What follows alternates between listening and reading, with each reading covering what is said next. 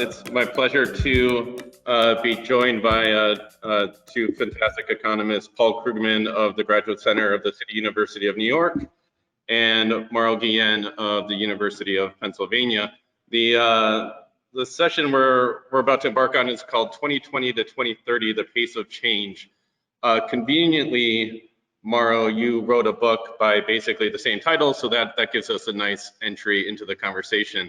A really fascinating book that explores the current confluence of trends in the economy, including things such as the role of an aging population, where the population growth of people over 60 will increasingly be a bigger part of the economy, bigger part of wealth, and also driving both consumer demand and its role in employment to a global economy driven by China and India as populations continue to grow there, driving global consumer preferences, and even the growth in population in sub-Saharan Africa, which could really teach us a lot about how an economy develops really with the technology in someone's hand, and how much that can impact growth and development in the economy quickly. So let's start with the discussion around the population will be aging. We'll have a group of people over 60 that are very active in the economy, both potentially as employees and as consumers. What does that mean for students currently in college about to enter the workforce and in the world that they're about to embark into? Thank you, Chuck, for inviting me, and it's nice to see you, Paul, again, one of these webinars. Okay. Let me just clarify one thing for the audience, that I did a PhD in political economy, but I'm primarily a sociologist, but I teach at a business school, so actually many undergraduates who are majoring in econ take some of my classes, especially the ones on globalization.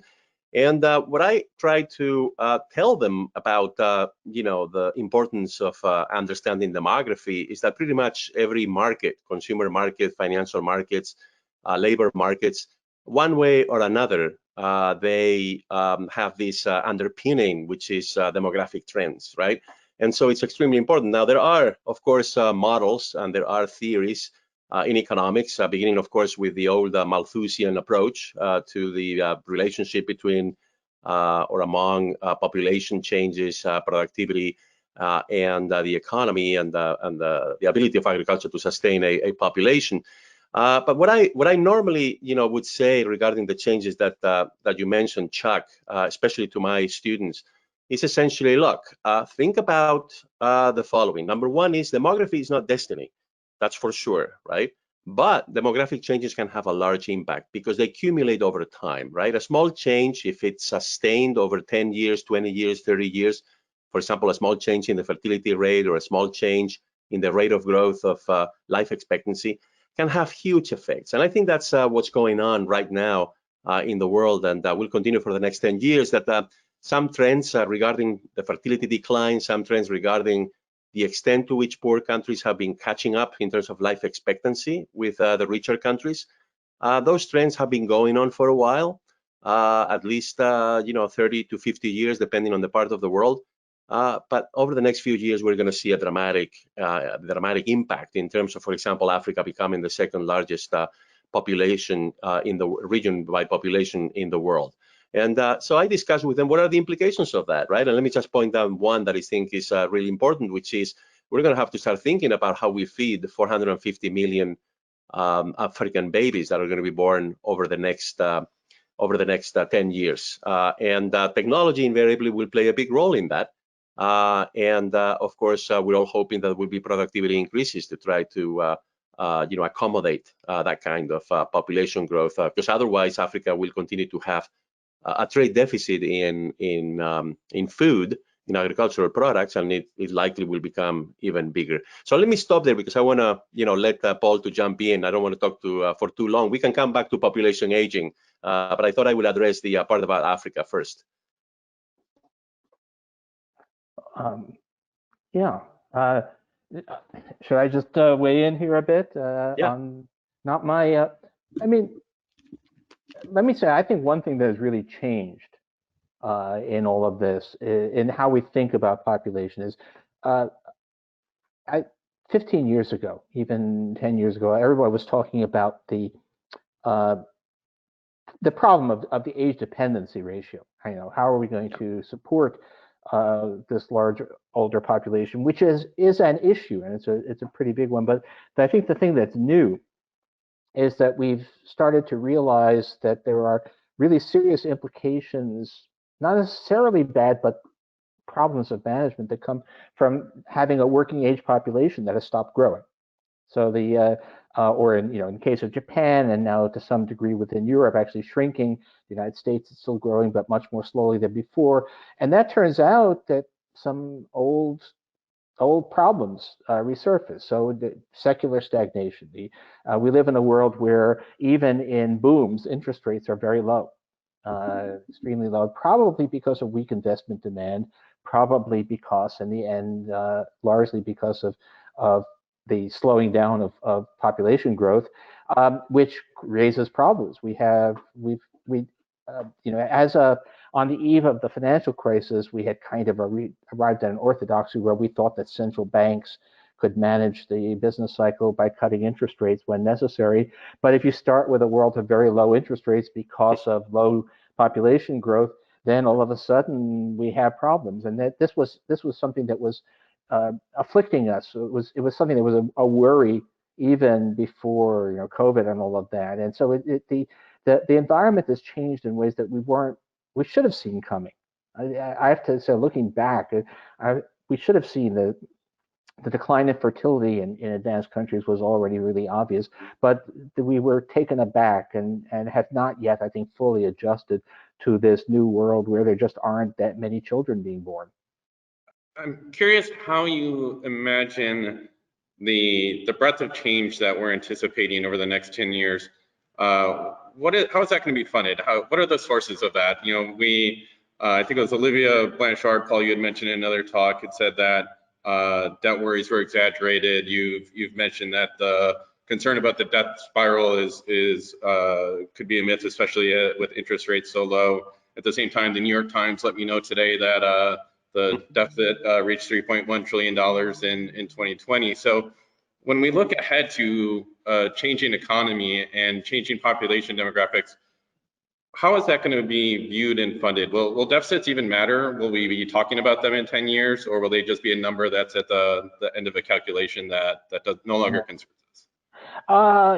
We'll be talking about it because one of the things I think that is the idea that it must be a terrible thing if you have budget deficits and if you have lots of government debt is just so appealing to people. It sounds like an important thing and it's a responsible thing to talk about. So people will talk about it, but there's not a hint. I mean, people with actual money on the line are clearly not worried. They're lending money to major, to advanced country governments, and in some cases at actually negative interest rates, and certainly at extremely low rates by historical standards. And the arithmetic. So this has been a real. It was never the case that serious economists were as concerned about budget deficits as people who wanted to sound serious, who were not economists. But now we have all of these people who are, sort of utterly mainstream. Olivier Blanchard, Larry Summers, Olivier particularly almost defines what the mainstream is, saying, hey, don't worry about it. R is less than G. This is, and that's a big change in discussion. I think it's going to be really in the years ahead as we try to deal with other shocks, and there are always going to be some people saying, how are you going to pay for these things?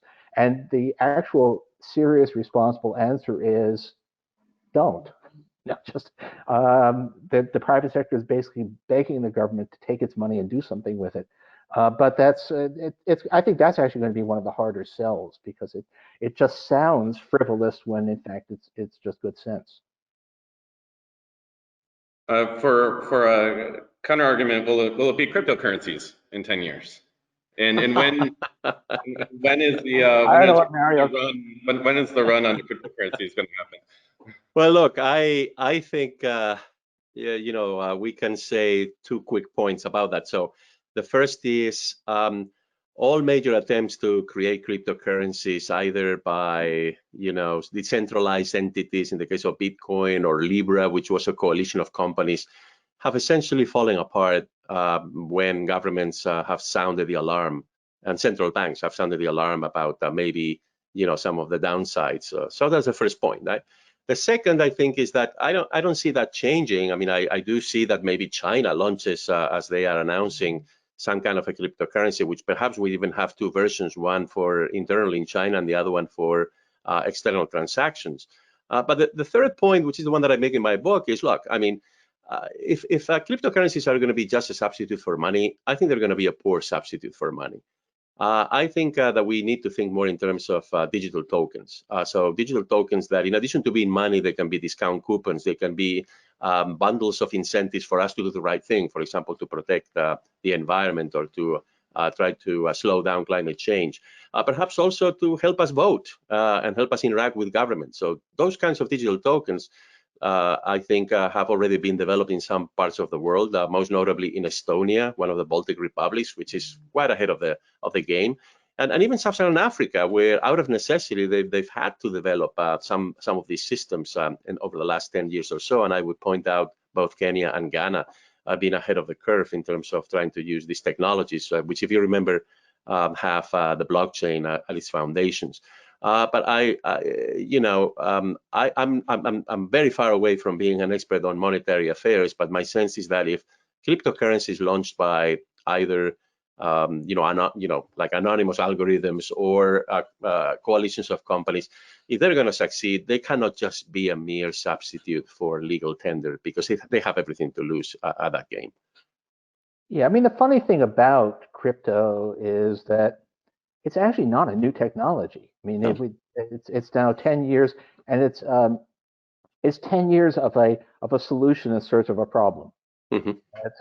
The people are wildly enthusiastic, and then you say, well, exactly what does this do that we don't already do, in other ways? It's not as if electronic transfers of funds are something that we require blockchain to do, and it's a peculiar thing where the passion that's inspired by cryptocurrencies. I mean, I talked to business journalists who say that they hate mail that they get. If they say, politician X is a blithering idiot, well, they get a few angry letters. If they say Bitcoin is never going to work, that's when the pile-on comes, because people are so dedicated to that notion. So I think the point is that crypto is, it's not clear exactly, even now, what problem it's going to solve, and so it endures. I mean, it's the value. There's no visible support, and yet it endures as the price has not gone to zero, and I think that's interesting. But then you might say that about gold too, right? I mean, gold, there's not much you can actually do with a golden ingot, and yet there it is. Yeah. Our audience is economists and educators, so I'm curious your thoughts on the pace of change in higher education as we look to the next 10 years. Is higher education impervious from change, or will we see drastic change? Will the physical space where you learn matter in 10 years? Will the brand behind the institution in which you acquired a degree or other type of credential going to have the same type of significance in the future that it does today? You want me to go first? Very quickly. Sure. So very quickly, I think point number one, I think there might be some possibilities for using technology to decouple three things that normally have come together: knowledge creation, the delivery of that knowledge, and then accreditation, right, of the students with a credential. So there may be some scope for that with technology. Point number two is, I think it's wrong to think about technology in education as a substitute for in-classroom face-to-face experience. I think the goal should be to deliver a better learning experience for different kinds of students, right? Last month of April, my dean asked me to launch a class on the pandemic from political, economic, and social perspectives. I invited different faculty from campus, and in the end, we had 2,500 students taking that class synchronously online, right? during the last quarter of the semester, last half of the semester, coinciding with the initial stages of the lockdown in the pandemic. And it was a great experiment, but you see, we don't need a pandemic to do that. I think actually technology, for example, enables us to perhaps have a class on campus while students are taking other classes in the classroom, but to have 3,000 students, 4,000 students debate important issues of the day. So we can use technology for many things, not just as a substitute, right? And then point number 3, very quickly, I think that it is really, really important to understand the new generation of people, right? Especially undergraduates, you know, considering many different kinds of majors. And as was mentioned in the previous talk, a lot of people take economics classes, but they don't plan to be economics majors, but they want to, you know, because of distribution requirements or because they want to maybe do something about business later. And so they want to show that they understand the basics. So I think that this new generation of people coming now along, they really like to learn through the use of technology. And I don't think we should encourage them to only do that. I think they should also be reading and they should be writing papers, and then we should be doing some of the classical things that they need to do. But I think we should also play to their tastes and preferences and incorporate technology. And by the way, lastly, let me just go very quickly to Africa. I don't know how in the world we're going to educate those 450 million babies that are going to be born in Africa between now and the year 2030, according to the medium projection of the UN, if we don't use technology. Because I don't think many of these countries, especially now that you know, they're having trouble because of the recession induced by the pandemic, how they're going to be able to build schools or to have teachers in place. So I think we may have to get creative in some parts of the world also with the use of technology in education.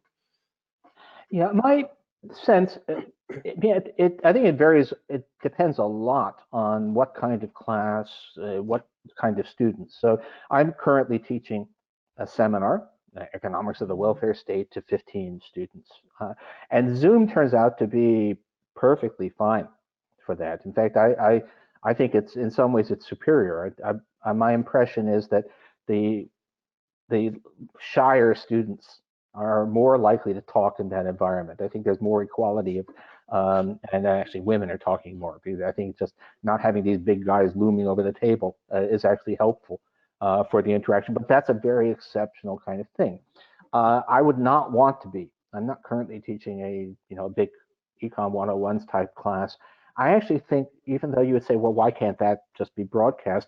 I actually find that when I'm for speaking, I'm doing other things, that actually having that audience in front of you provides subtle nonverbal feedback that's really important. But my bigger thing about education is I think in some ways we've been kidding ourselves about what we really do, or what is the purpose of college education. I mean, it's the transmission of information, but if that was all that if it was just the lectures, then YouTube presentations could do the job. But we actually have quite a lot of evidence that it doesn't. And it's, I think a lot of what's happening is, in fact, the interaction among the students. It's the fact of the students dealing with each other. And that's actually true at all levels. It's funny, we mentioned Olivier Blanchard,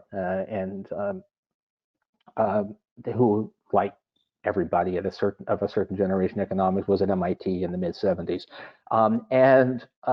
When I think about what was graduate school about, a lot of it was actually the students interacting with each other over the lunch table. I mean, Olivier has fondly recalled how he and I worked out the geometry of anticipated shocks and phase diagrams on the lunch table at the MIT economics department in 1975. And that's true, and that's even true in lecture. It's the informal contacts. It's like why I still go to physical bookstores. I mean, I can find anything I'm looking for on Amazon. What a physical bookstore does is it's where I find the things I wasn't looking for. Yeah. And I believe that actually education is a lot like that. It's the stuff that takes place in the hallways. It's the stuff that takes place over the lunch table, and that's why I don't think we're ready to move away from in-person education. We can do parts of it this way. I mean, but I think that's why in the end we're not ready to move away from that, the social environment that education creates. At the same time, Mauro, in your book, you you talk about a population that, or an economy that will have a greater proportion of the workforce in their 60s, in their 70s than we have in the past. A economy built around virtual reality playing a role, artificial intelligence, nanotechnology, all of these areas that may require reskilling and continuous education. How is that going to affect that 4-year experience that started in their early 20s versus, the types of, talk of micro credentials and vision of an exchange, national exchange for micro credentials as people continuously are reskilling in to maintain their position within a ever-changing economy. How can you see current higher ed institutions playing a role in that? Do you see that as a whole new market for education that will be outside of the traditional areas? Well, this is what I see, Chuck. The first thing is that we're still relying on a model of how we live our lives that goes back to the 19th century, right? Which is that first we learn, and then we work, and then we retire, right? For the most part. And of course, there's many shocks and many trends that are interfering with that these days. One, of course, is that we're living much, much longer than we used to. Another one is that technology is changing, knowledge is changing, jobs are changing, so people need to relearn certain things, or they need to learn new things. And then lastly, another trend that is going on, which is very important, of course, is that by implication, a 60-year-old or a 70-year-old today is in much better cognitive and physical shape than a 70-year-old 50 years ago, right? And that matters. And I think it is somewhat unrealistic to expect now that a 60-year-old or 65-year-old who, according to the numbers, the tables, has more or less another, on average, another 25 years, more than that if it's a woman, ahead of him or her in life. Well, that's another lifetime, right? So how can we do this? Well, look, at Penn, we've launched a BA in which I teach that is entirely online, but that's for people who could, didn't go to college when they were, 18 years old because, maybe they were poor, or maybe they needed to work, or they didn't really think that was going to be that helpful. And for those people, using technology and delivering a bachelor's while they're still working, of high quality, and this is a highly selective program, so it's only like 50 students per year. It's a godsend, right? But more broadly, I mean, the labor force of the future will need to be, retrained, and will need to learn perhaps even new careers, right? More than once in their lifetime, right? So I think this artificial sequence of stages in life, first we learn, then we work, and then we retire, which is once again something that emerged, I take it, under Bismarck in Germany, right? I mean, we need to, perhaps revisit and see what other models might be more appropriate, given the kinds of trends that are going on in the world right now. Yeah, I think the question of what constitutes credentials, that's going to be a really interesting one, because it's a peculiar thing, because it already, even before the internet, you could already see that a lot of the formal mechanisms were breaking down. I mean, it's a peculiar. I know it's a narrow world, but you look at academic economics. Journal publications have been basically irrelevant to the actual transmission of knowledge since the 1980s. They were tombstones. They were a validation after the fact, and usually, I mean, I had a paper that was published in 1991 that I had to be extended to include a long discussion of subsequent work, because by the time, because it circulated in working paper form in 1988, and by the time it actually was in a physical journal, a proper journal, in fact, pretty much the literature it started had been born, exploded, and died before the paper came. So, and it's true. Same is true. I mean, people. Who do I pay attention to? Who do we all rely on? The formal credentials, the degree they got when they were 23 years old, is a very poor guide to whether they are going to have the knowledge the skills to help you. So we rely on informal things, and we have not systematized that. And yeah, I mean, actually, Mauro, I would say that you're being generous in saying that the system we have, it comes from the 19th century. An awful lot of it actually goes back to the Middle Ages. Yeah. You know, with the whole system of education that we have was pretty much designed around pre-printing press, where students were copying down what the lecturer was saying because that was the only books they had. So I don't know if we're going to, you know, we need some way of formalizing it. I mean, we have in broader life, we talk about things like influencers. We, you know, their social media have algorithms that can elevate somebody, and you know, some of it, of course, is silly. It's how to choose your clothing or something. But some of it is real. If you want to find someone who can give you useful information on how to use a technology or how to fix your car, there are in fact people who end up being elevated as influencers, and it's not because they went to an prestigious auto repair academy. Is because people have rated their advice as having been useful. So, but we haven't figured this out yet at all, and I'm not sure. At some point, we have to come to terms with it and admit that the system we now have is largely a fiction. That we have we pretend that there's this sequence of go to the right school, get the right degree, get the right job, and that makes you somebody to be trusted. And in fact, that's not actually the way we do anything these days. Yeah. What for each of you, what makes you optimistic about the decade to come? Oh wow.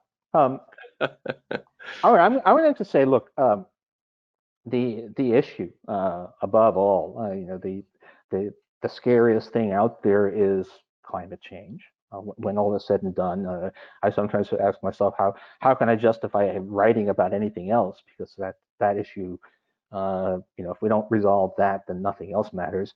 But we've actually had a technological miracle. I mean, the International Energy Agency just came out with its latest report and said, well, you know, solar power dominates coal. There's no reason at all to burn any coal anymore.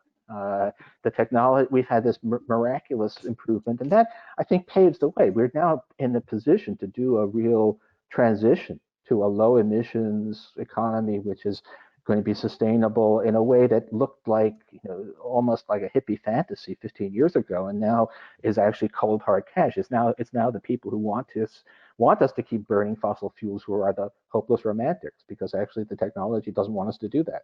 Yeah, I mean, if I may add one reason why I think we can be optimistic on the climate change front is that I think thanks in part to technology, we're also finding ways, in addition to, you know, new energy sources or making renewable green energy sources more competitive in price. There's also ways in which I think now a combination of technology, good incentives, nudges, and so on and so forth, whereby we can make consumers a little bit more aware of how much we waste in the world, right? And there's, I think, progress being made in that respect. I just want to mention one quick example. According to the U.S. Department of Agriculture, we waste about 31% of the food that reaches the end consumer here in the United States. So we let you know, cans of food go bad. We buy too many bananas and we don't finish them before they go bad. I think that when you're at that level of waste in industries such as, or sectors such as agriculture, food, clothing, and so on, there are ways in which we can perhaps, you know, reach those goals in terms of reduction of carbon emissions, not just through new energy sources, which is of course wonderful and absolutely necessary, but also through behavioral change on the part of consumers. I can't resist. One story is that, you know, that coffee consumption has gone way down, but people aren't actually drinking less coffee. It's what they are not drinking less coffee. Instead of making whole pots that then sit there and get tossed, people make single cups of coffee, and you know, you can imagine that as an expanded story. Absolutely. Last question before we turn it back to Clay and take some questions from the eConNet community. What tools or perspectives are most needed for students entering the workforce and the economy to come? What's going to best serve them as they look at the years ahead? Oh, I mean, do we mean in you know, and at the broad level? Yeah. God knows. I mean, but it's the ability to look. What we want is the ability to think. It's always been the case that people go overboard with the, well, you can always look stuff up. You actually need to have a base of knowledge even to know what to look up. But still, it has never been easier to call up facts. But what you need is the ability to evaluate, to put arguments together. So I think this is true at all levels, that we really need people to learn how to think critically, to put stuff together. I would say at some level we need people to understand what it is to model something, and that doesn't necessarily mean a mathematical model, but what it means to have a systematic view of how things fit together, how they work, and then that, yeah, so I'm old enough to remember when you memorized the multiplication table, and that's kind of the ultimate of the kind of thing we don't need to do anymore. But we need to do, for people to understand the concept of multiplication and think of that as a sort of that vastly extended metaphor for what we need to be able to teach people to do. Yeah, very quickly on that point, Paul, I've actually forced myself not to use the calculator on my phone when adding things or multiplying things as I, go to the supermarket, or I add the tip at the restaurant and all of that, because it's just really important to continue practicing that, right? But to your question, Chuck, what I would add to what Paul just said, which I 100% agree with, is the balance that I think every college graduate needs to have between technical skills in whatever field it is, right? I mean, in history, in biology, in economics, whatever it is, and social skills, because a lot of the jobs of the future require people to collaborate with others, to work in teams.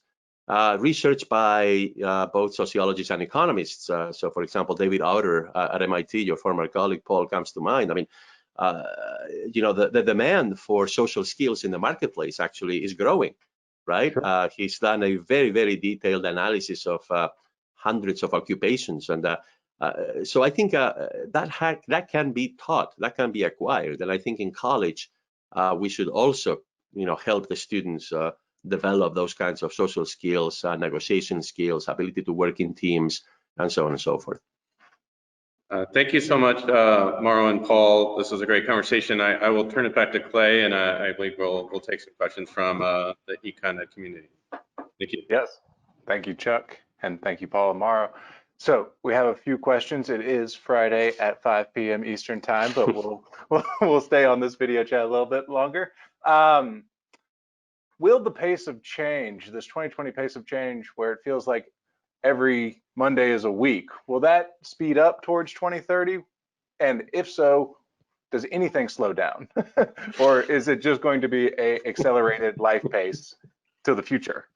I don't know whether Mauro and I will differ on that. I mean, this is an insane year. We've been living on COVID time. I mean, I go for a 45-minute run and feel extremely anxious because I haven't been able to check Twitter for 45 minutes. But that's because of crazy political times and exponential growth of the virus. And if you actually step back from that, I think the pace of change was not accelerating.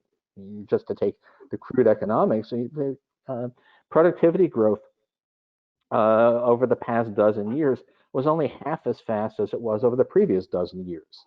If anything, we seem to be seeing a slowdown in technological change. Globalization kind of hit a peak around 2010 and has leveled off since then. It has not been expanding by leaps and bounds anymore. So I'm not sure that we should be expecting that. Certainly, I don't think we're going to have every year be like 2020. I hope not. I don't think I can survive it. No, I don't think we can either. And of course, there are certain things that a pandemic, a crisis such as this, combined with the economic misery, accelerates for sure. And I'm sure that Paul would agree with me that inequality is one of them, right?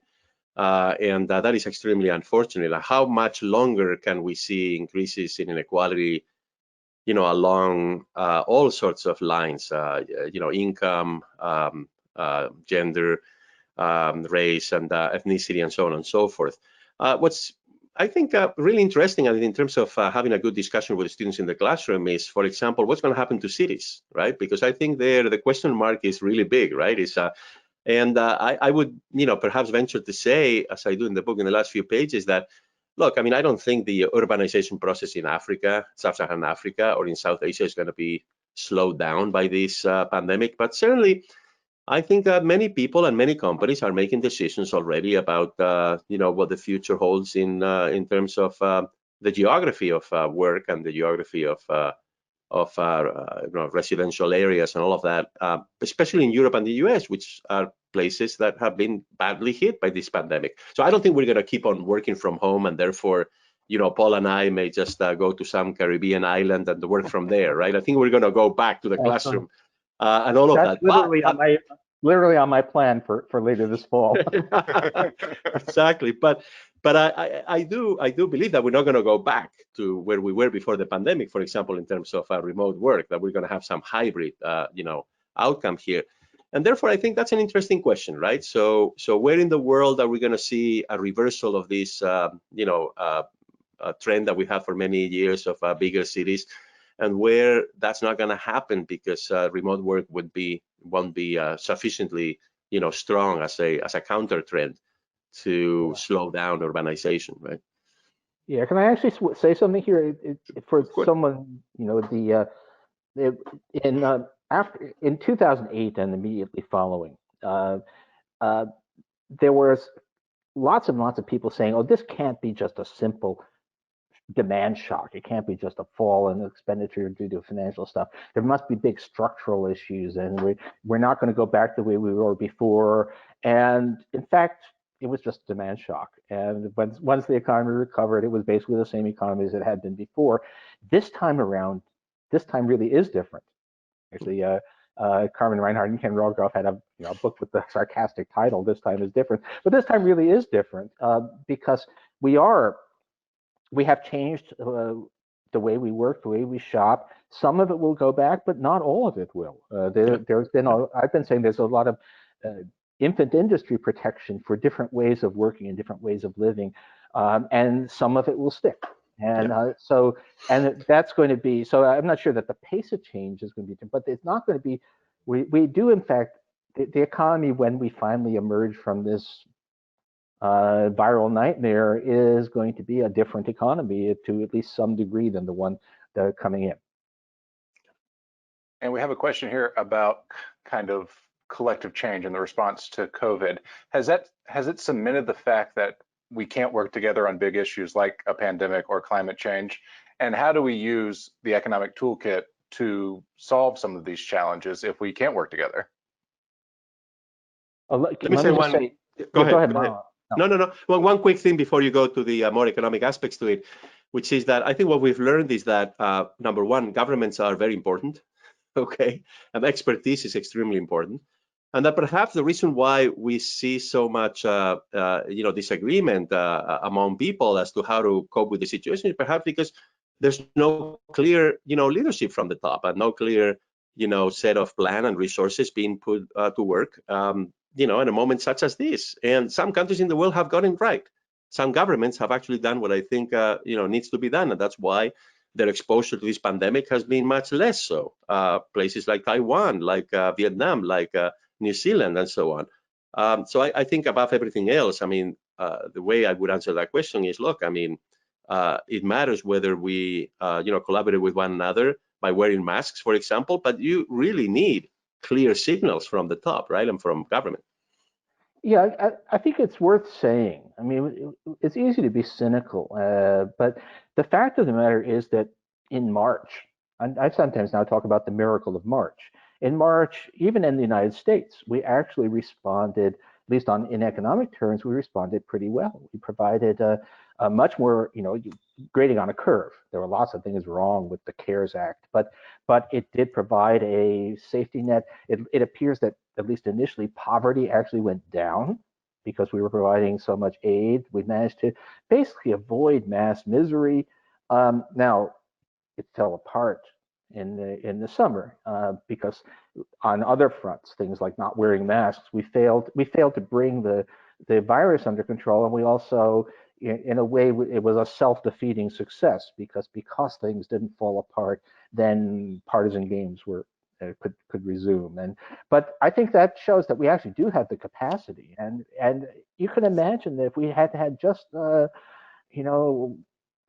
few people at the top behaving more responsibly, we might have done far better. And actually, I know, Mauro, you mentioned Taiwan, New Zealand, but Germany is 80 million people, and Germany has done a terrific job of managing this thing. And the Germans are not, the Germans are not free from partisanship. They're not free from crazy people of all stripes, but they just have just that much better leadership in this crisis that they were able to deal with it very effectively.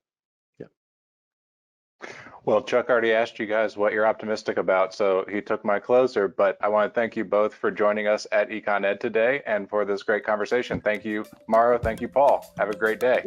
Take care. Thank you so much.